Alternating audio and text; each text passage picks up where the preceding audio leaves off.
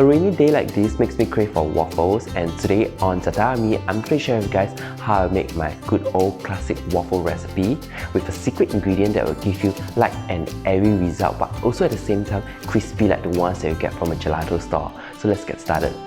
In a mixing bowl, stir in plain flour, cornstarch, baking powder, baking soda, milk powder, vegetable oil,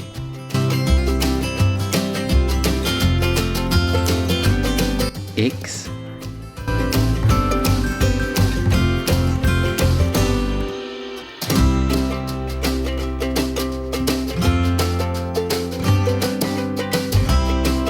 vanilla extract,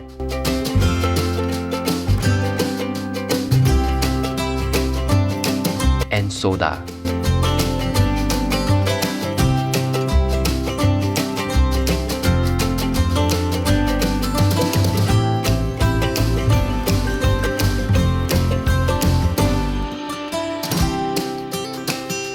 Mix well until smooth and silky.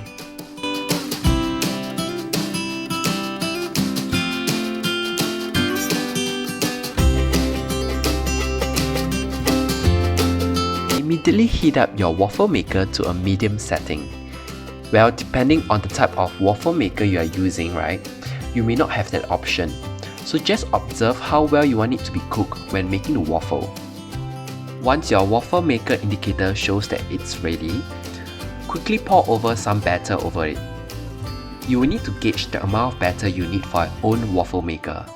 For my waffle maker, I use roughly just under a cup for each waffle.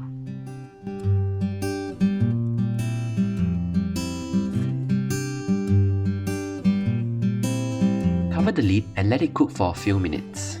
If your waffle maker does not tell you when your waffles will be ready, one rather simple trick is when your waffle maker stops producing steam, your waffles are more or less done. Let it cool on a wire rack while you finish the rest of the batter. I don't recommend you to keep the batter as it will not be fizzy as time goes on. You will get very dense waffles by then. So just finish cooking up all the batter.